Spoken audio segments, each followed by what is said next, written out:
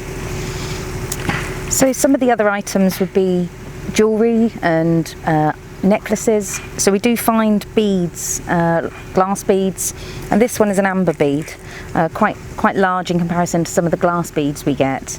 Again, you can see the hole through the middle, so I can identify that that was used for jewellery. Very nice, and we've had a couple of amber beads that have come out of the finds this season. So other jewellery, there's been a few finger rings, and this is a copper alloy looped finger ring. It's quite small, so you'd assume that it was possibly a child or quite a small or slim female. We don't tend to find the larger rings, which you'd assume would be for the men. So that's quite pretty. And what else? So a copper alloy spoon. So you can see the head is broken, and I think the other end is broken as well, but quite identifiable as a small spoon, which was quite common with all the items that they were using in the baths. So that's rather pretty. But again, all of these things identify either the jewellery with women, or the items that they were using in the bathhouse. This is a silver axe-headed pin. Initially, I think it was thought to be a hairpin, but it could possibly have been used as a votive, and it's actually got an axe head at the top here. So it could have meant something a bit more specific, rather than just an adornment or hair piece. So that's a really lovely find. And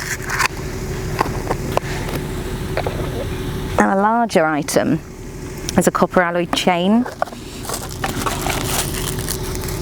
Now it could have been used possibly for holding up some lamps, or potentially used for weighing scales. So it has a hook at the bottom here, but a complete chain there for the whole thing. So that's really quite nice to see the whole thing intact rather than just fragmented, or finding part of it. So I really like that one.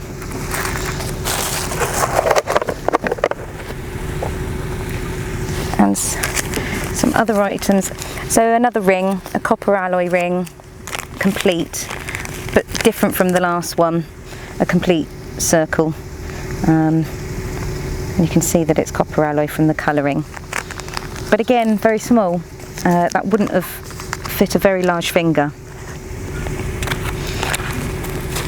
And lastly, a copper alloy military harness pendant. You don't generally find lots of military items here,